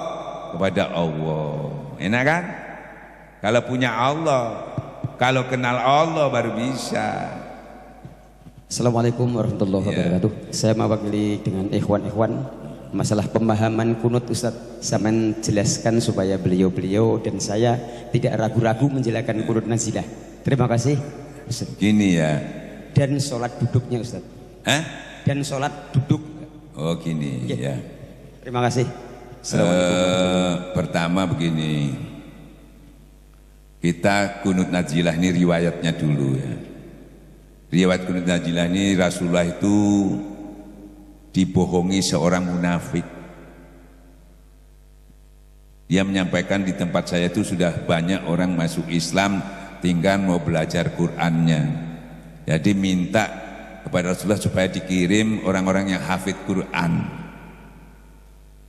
Dikirimlah, ada yang mengatakan 10, ada yang mengatakan 20, ada yang mengatakan 70. Dikirim ke sana, tahunya dibunuh semua. Dibunuh semua. Bayangkan sebagai manusia biasa ya, orang hafid Quran kira-kira gini, umpamanya saya satu orang aja diminta terus dibunuh, gimana kira perasaan saya? Sebagai manusia ya pasti maunya gimana? Sampai dia wajar minta kepada Allah, ya Allah orang itu harus dikutuk, dilaknat, sudah melampaui batas. Wajar dia minta begitu ya. Saking sudah, apalagi hafaz Quran jumlahnya lebih dari 10 orang. Wajar. Kalau saya nyuruh orang misalnya, sampean tak suruh, terus tidak pulang meninggal, saya bisa digebukin sama keluarga sampean. Risikonya tinggi ya. Ya untung itu Rasulullah. Akhirnya Rasulullah itu pakai kunut itu untuk supaya orang-orang itu dilaknat orangnya. Tapi ditegur sama Allah. Kenapa ditegur? Selama orang itu masih hidup, kita tidak boleh memvonis orang itu. Karena kata Allah, kamu boleh ya. Kamu cuma menyampaikan saja, tapi memvonis tidak boleh. Itu hak aku. Orang itu mau nurut, mau enggak, itu hak aku. Kamu sebatas menyampaikan dengan arif bijaksana.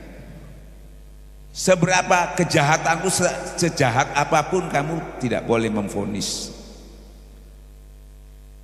Mau aku hukum itu urusanku, mau aku beri petunjuk urusanku. Kamu tidak boleh masuk ke wilayah itu. Kan gitu ya. Nah, apalagi kamu dakwah. Dakwah itu sekarang mungkin enggak jadi musuh kamu. Berapa banyak musuh Rasulullah jadi pembela Rasulullah. Sayyidina Umar, Khalid bin Walid. Ya. Dikhawatirkan begitu. Tahu-tahu kalau kamu minta sama Allah, tahu-tahu orang ini nanti sudah ditolong sama Allah, dia bisa beriman, kecelek nanti. Dan itu urusanku. Mau aku hukum urusan, bukan wewenang kamu. Dan kamu tidak menanggung dosa orang itu. Oh, tugasmu sampai di situ. Nah, kita kadang-kadang kan melampaui batas wewenang dari Tuhan, kadang-kadang keliru. Kebanyakan gitu. Akhirnya kita berbuat kezaliman akhirnya. Nah, kalau sudah zalim, sana sudah zalim, nggak ditolong Allah. Sebetulnya kamu ditolong Allah karena kamu itu nafsumu tidak pakai tuntunan Tuhan. Kamu menyelesaikan juga zalim. Akhirnya dua-duanya nggak ditolong. Seperti sekarang. Banyak terjadi antara orang Islam ini tadi, yang satu itu zalim, ini mau menyelesaikan, tapi menyelesaikan zalim. Akhirnya dua-duanya nggak ditolong, hancur dua-dua. Tapi kalau di sini zalim, kita menyelesaikan tidak zalim, Allah tidak menolong orang zalim tapi menolong orang yang sabar tadi. Nah ini sering salahnya kita itu. Benar tapi menyelesaikannya zalim. Nggak ditolong, sama-sama hancurnya. Banyak negara Islam sama-sama hancurnya karena yang satu zalim, yang satu menyelesaikannya zalim. Makanya bingung orang, loh kenapa ya? Sama-sama hancurnya. Jadi teknis menyelesaikannya seperti tadi juga menyelesaikan corona, teknisnya itu salah. Timbul masalah baru nanti yang lebih besar daripada corona itu. Makanya harus tahu bahwa penyakit itu sebetulnya kalau sembuh cuma dinikmati sampai di kuburan, kalau sakit juga sakitnya sampai kuburan selesai. Tapi ada yang lebih besar lagi, penyakit corona di dalam hati. Kalau sakit di dalam hati itu kalau enggak selesai sakitnya dibawa sampai yaumil kiamah sakitnya. Ditambah lagi di sana, tambah digebukin lagi, tambah dibakar lagi. Tapi kalau itu sembuh, bersih, dinikmati bukan sampai kuburan, sampai yaumil kiamah. Tapi orang banyak nggak fokus ke situ. Yang ini aja. Ada yang lebih besar nggak tahu. Ya itu katakan ya, gajah di depan mata nggak kelihatan, tapi sembuh di seberang lautan kelihatan. Ini tertipu. Yang kecil-kecil diperhatikan, yang besar-besar nikmat yang sedikit. Nikmat yang banyak ditukar dengan nikmat yang sedikit. Nah, ini kelirunya di situ. Ya, paham ya? Nah, jadi apalagi dakwah. Kita ini enggak. Coba Nabi dulu diusir, dilempar batu, ya. Akhirnya ditawari. Ya Allah. Ya. Ya Rasulullah, kata malaikat. Gimana gunung Tabnya saya hancur? Jangan, kasihan dia belum tahu. Dakwah. Mungkin dia enggak, nanti mungkin anaknya, mungkin cucunya. Ini dakwah, butuh waktu. Ya, enggak seperti belak tangan. Makanya Rasulullah itu waktu banyak sudah sahabat dianiaya, di apa, dia diam aja. Enggak kesusu gitu ya. Diperkuat dulu imannya orang ini, dibagusi dulu tauhidnya. Ya, baru perang. Sedikit bisa mengalahkan banyak. Kalau kalah pun syahid semua. Ini enggak, imannya belum kuat, tauhidnya belum kuat, dianya, Islam diganggu, kita mati semua. Wah, mati konyol yang banyak. Persiapannya itu senjata dohir, yang persiapkan itu senjata batin. Sebab biar pakai senjata bisa mati lah. Mati itu butuh kemenangan. Mati itu harus panjang umur. Siapa yang mengatakan mati, orang yang syahid, dia tetap hidup dalam nikmat rezeki dari kami tidak tahu. Itu yang kita cari. Nah ini kalau dahir aja ya gitu tadi, ngawur. Tapi kalau kita sudah Rasulullah sempurna, tauhidnya, imannya, semua ibadah, berangkat perang, sedikit bisa mengalahkan yang banyak. Kalaupun kalah, mati syahid. Tapi imannya belum sempurna, berangkat gitu Pak. Menang jadi sombong, kalah dia mati konyol. Ini balik lagi ke hati. Nah ya, jadi akhirnya Rasulullah kunut nazilah itu tetap dilaksanakan, tapi tujuannya bukan untuk melaknat orang yang zalim, tapi minta perlindungan, dirubah minta perlindungan dari gangguan orang-orang yang tapi bukan memvonis, bukan melaknat, nggak boleh. Yang boleh memvonis itu Allah. Jadi kunut nazilah terlebih dahulu, tapi bukan untuk melaknat, ya. Nah itu dikias, dipakaikan macam-macam, untuk penyakit, untuk apa ya boleh saja, nggak ada masalah. Tapi intinya dasarnya itu tadi, ya. Nah, kebanyakan orang masih kita nonton maksudnya untuk supaya anda boleh. Itu riwayatnya Rasulullah aja ditegur. Tapi sudah kadung ada, maka sepakat ulama isinya yaitu tadi, supaya tidak boleh secara individu namanya orang itu, supaya Allah melaknat nama-nama orang itu tidak boleh. Tapi secara umum, salah yang paling baik itu kita minta perlindungan dari gangguan orang-orang zalim itu tadi, insya Allah. Kedua, yang namanya Sholat duduk itu tadi pertama Pak, syarat bergurunya harus tahu dulu. Sampean mau bekerja satu perusahaan, untuk supaya diterima persyaratan perusahaan itu harus diterima dulu. Ya, bukan sampean yang bikinkan persyaratan. Terus di tempat lain juga ada persyaratannya beda. Nggak boleh di sana kok boleh, di sini nggak boleh, nggak boleh. Di mana sampean itu mengikutinya persyaratannya harus diikuti. Seperti misalnya Nabi Musa, nggak tanggung-tanggung lagi. Nabi Musa sudah sepandai itu berguru kepada Khidir. Padahal Khidir ini bukan nabi. Orang cuma diberikan ilmu laduni sama Allah. Ya, memang dibuat begitu. Cuma ulama mengatakan dia nabi supaya level. Menurut persepsi manusia, masa nabi berguru bukan benar nabi, kan gitu ya. Jadi ulama mengatakan itu nabi, padahal di Qurannya bukan nabi. Justru kalau itu dikatakan nabi tidak kelihatan nanti hasilnya. Jadi ukurannya ilmu. Kalau sudah ilmu itu nabinya ke apanya itu sudah tidak boleh bersandar ke sana. Ilmunya dulu yang kita lihat. Gantengnya apanya, pangkatnya nggak dilihat, ilmunya dulu benar apa enggak. Nah, makanya saya berguru di sana. Nah, kebetulan aturan berguru ilmu tasawuf, ilmu hakikat itu suruh itba. Makanya nggak boleh buka kitab. Bahkan Nabi Musa seperti kata mulutnya aja nggak boleh buka, nggak boleh ngomong, nggak boleh negor, nggak boleh tanya. Persyaratannya harus tahu betul. Loh, saya berguru kok katanya nggak boleh kultus, harus ditanya.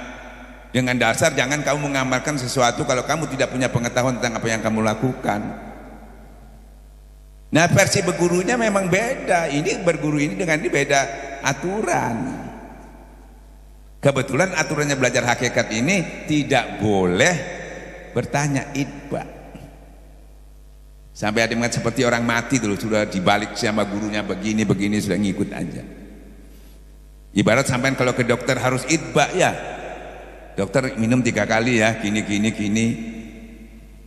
Loh Pak, kalau di sana kok 4 kali? Lah kamu itu ke sana apa ke saya? Jadi aturan yang sampai ikuti harus diikuti dulu. Kebetulan di pondok pesantren saudara, sampean berguru di sini, ya aturannya jangan dibanding-bandingkan lagi dengan orang lain. Seperti guru sampean orang-orang ahli sunnah. Pak, itu kok katanya ini bidah, nggak boleh sampai bandingkan. Jangan dibanding-bandingkan. Kalau sampai ahli sunnah, ya sudah ngikuti hasilnya, jangan dibandingkan lagi loh. Kalau di sana enggak boleh katanya bid'ah, Pak. Lah sama ini berguru di sana apa di sini? Ini harus tahu dulu adab-adabnya. Nanti sama bingung sendiri. Ya. Nah, jadi yang kita ikuti tokohnya di tasawuf itu bukan sekedar Quran dan hadis, bukan Quran hadis, tapi apa? Guru yang melaksanakan Quran hadis sekaligus menjadi contoh. Pada umumnya tuh Quran hadis, kalau kita enggak, orang yang melaksanakan Quran hadis sekaligus menjadi contoh. Kita ikut, ada contoh. Kalau enggak ada Quran hadis saja, contohnya mana? Rasulullah, sama itu Rasulullah enggak kuat. Rasulullah sudah pesan, kalau aku meninggal ikuti sahabatku yang mendapatkan hikmah. Bukan ke Rasulullah lagi. Kalau ikut Rasulullah sampai hidup zaman Rasulullah nggak kuat sampean. Sampean di sana zaman Rasulullah, sampean kalau ada perang nggak ikut, sampean sudah kena sanksi berat. Sampai-sampai yang sudah baru kawin aja belum jinabat, dipanggil perang berangkat Pak. Sampean dipanggil ngaji aja bisa, oh enggak saya sibuk, nggak ada sanksi. Kalau dulu sampai ini anak sampean ikut perang, kasihkan, kuat sampean. Perangnya Rasulullah dulu sholat Pak, sini nggak pakai perang aja sholat susah. Ini perang sholat harus sholat, bisa sampean lakukan. Coba lihat tentara-tentara waktu perang itu, ya. Ayo sholat, Allah berhenti, nggak bisa. Jadi berat. Rasulullah sholatnya sampai bengkak. Yang kaya tetap, yang miskin tetap sama pengabdiannya. Sekarang yang miskin punya alasan, wah saya miskin nggak mungkin bisa ikut, cari uang aja belum tuh dapat, ikut gini saya nggak bisa. Yang kaya juga, oh saya repot nih, banyak usaha saya nggak mungkin saya datang, sama aja. Ternyata bukan kaya bukan miskin karena imannya Nah kalau zaman dulu tuh yang miskin bisa, Abu Zar, Bilal bisa ikut berjuang, jiwanya pun hartanya pun diberikan. Yang kaya juga bisa. Kenapa? Bukan miskin kayanya, karena ininya kuat. Nah kita selalu kan nggak tahu patokannya dari harta itu bisa enggaknya. Bahkan dua-duanya nggak bisa, miskin sudah nggak bisa, kaya juga. Ternyata dulu kenapa bisa, yang miskin bisa? Karena faktornya ternyata imannya yang kurang. Kita nggak tahu, nggak ketemu solusinya masalahnya. Makanya Torekat memberi nih solusinya, ternyata kurang dekat kepada yang kuat. Ya, mudah-mudahan itu jawabannya. Kedua, sholat itu tadi. Makanya kenapa guru duduk ya? Kan suruh idba, ikut aja duduk. Dalilnya mana? Nah, ini kalau orang tambah pintar, tambah cerewet biasanya. Abah itu bukan orang bodoh, orang pintar, tapi dia ngambil sederhana, nggak menyulitkan, mudah. Sekarang dalil itu yang kamu ambil tuh harus dari orang yang jujur, orang yang bersih, ya, orang yang berilmu, ya. Ini dari mana? Si Fulan, gimana orang ini? Tukang bohong apa enggak? Jujur, enggak pernah gini, enggak pernah hianat, soheh, gitu kan? Dasarnya gitu ya. Abah itu sederhana. Ini dari mana? Sholat duduk ini, dalilnya dari mana? Dalilnya dari guru saya. Karena guru saya itu melaksanakan, saya melaksanakan. Sohenya dari mana? Guru saya nggak pernah bohong, guru saya nggak pernah nipu. Ya, ya saya ikuti, kan? Enggak, ini Qurannya mana loh? Ini guru ini nggak mungkin dia melaksanakan sesuatu. Maka saya katakan tadi, dia dasarnya rawinya mana? Rawinya guru saya. Dari mana pengetahuan ini? Dari si Fulan. Kan sama juga itu. Lah kamu dari mana? Dari guru saya. Dasarnya soheh enggaknya tergantung tukang bohong enggak, penipu enggak, ya soheh. Ya, enak. Sampai tidak terlalu pusing-pusing, sederhana ya. Paham ya? Sampai ke dokter, Pak obatnya ini apa Pak? Campurannya apa Pak? Dimarahi, kamu itu siapa? Jadi kita sering terlalu cerewet, akhirnya nggak berguru nanti. Jadi kita ikuti saja, karena guru sudah melakukan. Ini dari gurunya tanya, kamu dari siapa? Banyak abah sepuh ya, abah sepuh, saya dari Syekh. Sampai ke Syekh Abdul Qadir Jailani, saya dari mana? Terus tahu ujungnya dari mana? Rasulullah Sallallahu Alaihi Wasallam. Terus ada mengatakan, loh sana melakukan sini kok enggak? Kan tidak semua penuh ketemu Rasulullah, ada yang ketemu, ada yang enggak, ada yang tahu, ada yang enggak. Nah ini kebetulan kalau merujuk dari segi silsilah itu namanya mengikuti Imam Ja'far, Pak. Imam Ja'far itu sholat sunatnya itu duduk. Tapi kalau kita ambil global juga, kalau namanya sholat sunat itu ya nggak sholat juga nggak masalah. Kalau sholat kamu dapat setengah katanya gitu. Kan gitu ya. Jadi tidak usah dibesar-besarkan, yang paling penting karena guru kita yakini beliau itu pasti tidak sebodoh itu dia mau melakukan sesuatu kalau tidak dia kaji dulu ya. Nah kita kan enak, kita ini kemampuan mengaji waktu dan sebagainya mungkin nggak sempat. Kalau beliau itu sempat karena memang beliau itu punya bakat, punya waktu sebagai kiai, enak aja kita tinggal tahu matangnya aja. Kalau kita kaji lagi pengetahuan kita nggak ngutut bisa ragu-ragu nanti malah. Jadi kita ikuti saja orang-orang yang sudah kita yakini. Makanya ada istilah mazhab. Kenapa enggak ikut Imam Hanafi? Karena kita mau memecahkan sampai tuntasannya, enggak nututi waktunya. Somad juga ngomong, kalau kamu memang ahli seperti ahlinya imam-imam Hambali Hanafi, boleh. Kita tinggal mengikuti orang yang ahli, sudah membuang waktunya, umurnya menyelidiki hadis itu sampai butuh kecerdasan, kejeniusan sampai menemukan satu keputusan-keputusan yang kalau dikatakan sempurna ya nggak ada, tapi insya Allah tidak salah.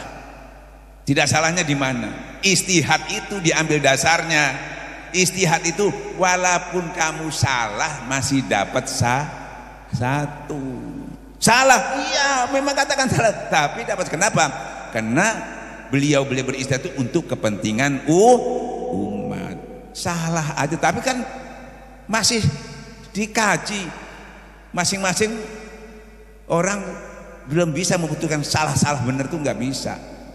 Hanya Allah mengambil kesimpulan, yang tahu salah tidaknya itu ya itu Allah nanti.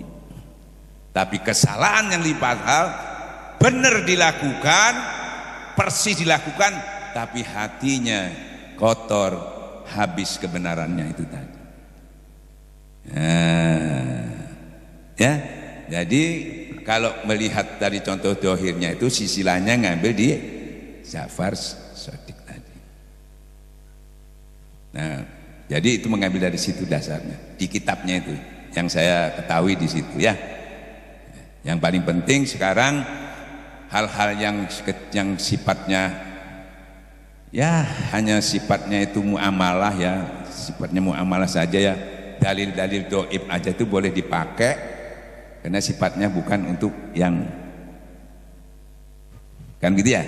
Nah, jadi masih bisa dipakai walaupun doib ya, saya kira begitu.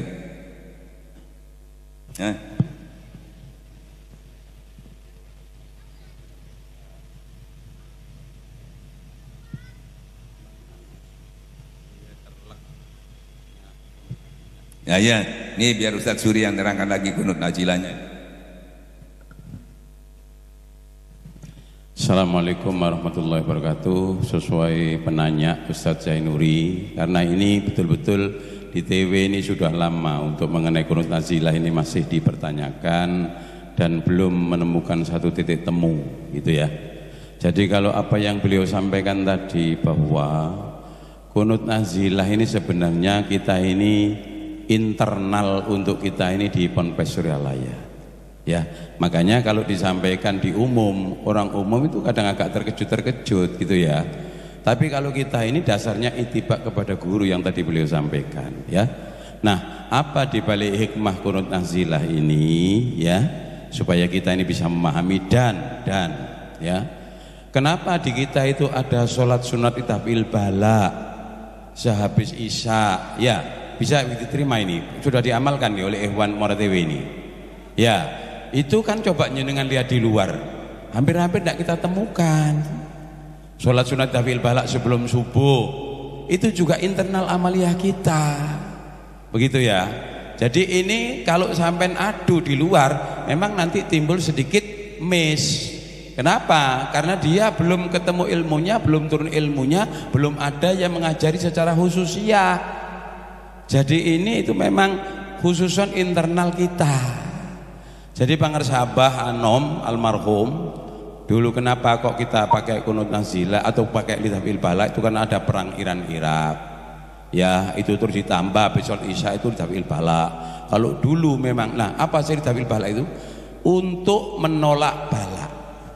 Kata Yai Ali yang saya rekam, memang bala itu sudah ada garisnya, tapi kenapa kita kok suruh menolak bala?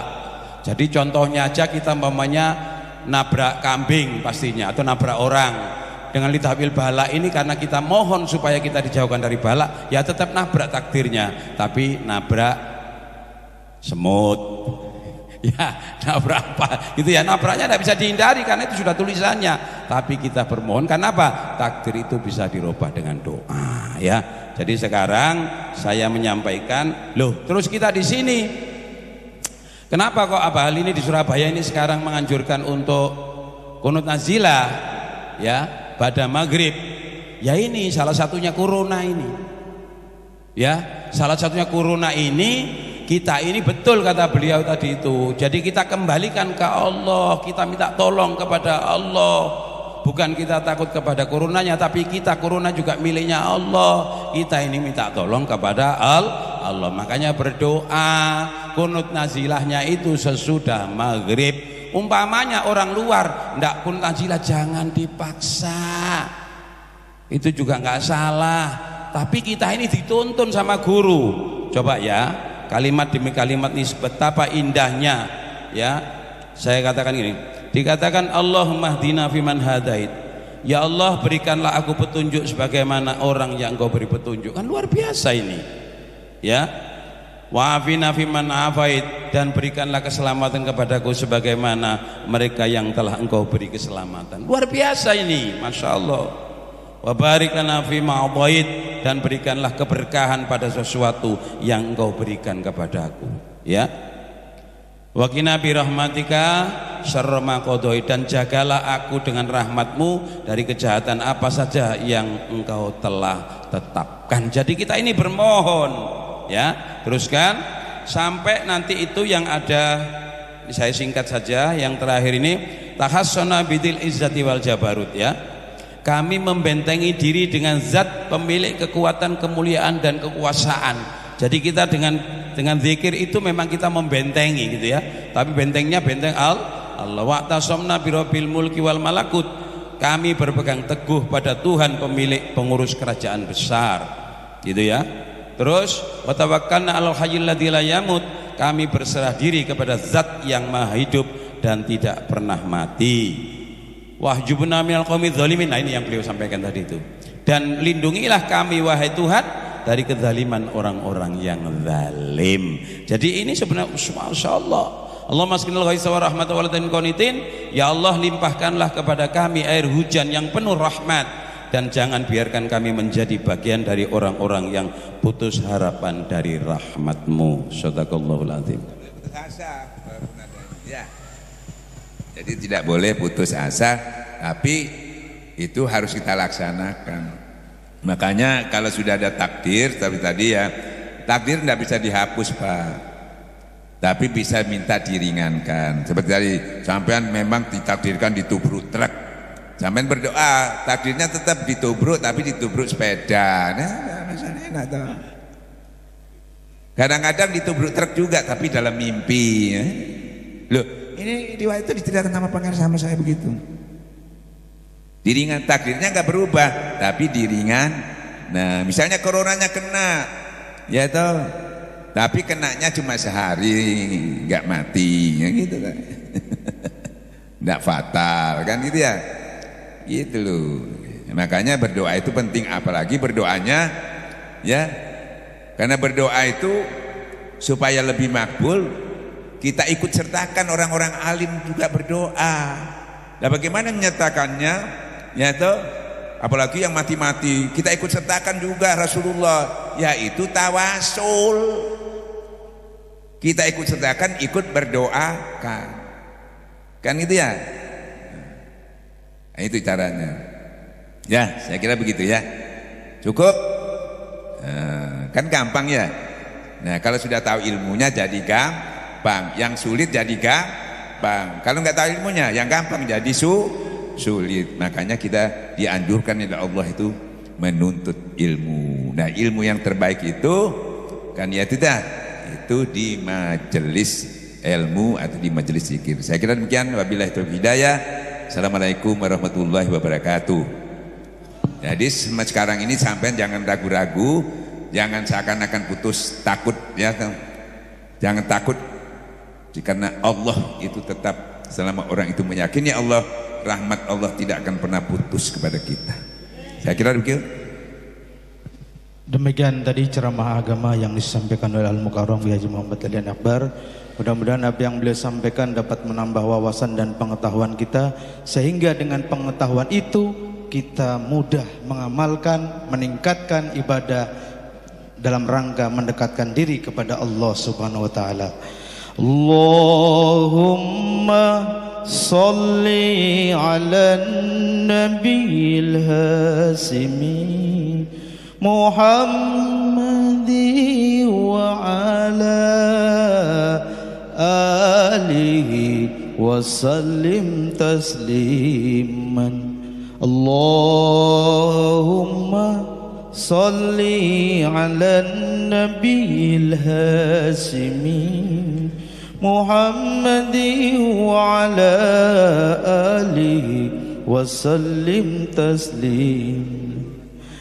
Baik, selanjutnya Bapak Ibu kita bermuhasafah atau bertaslim dengan Al-Mukarram. Untuk ibu-ibu dulu, bapak-bapaknya bisa minggir ke sana biar ibunya lewat langsung makan.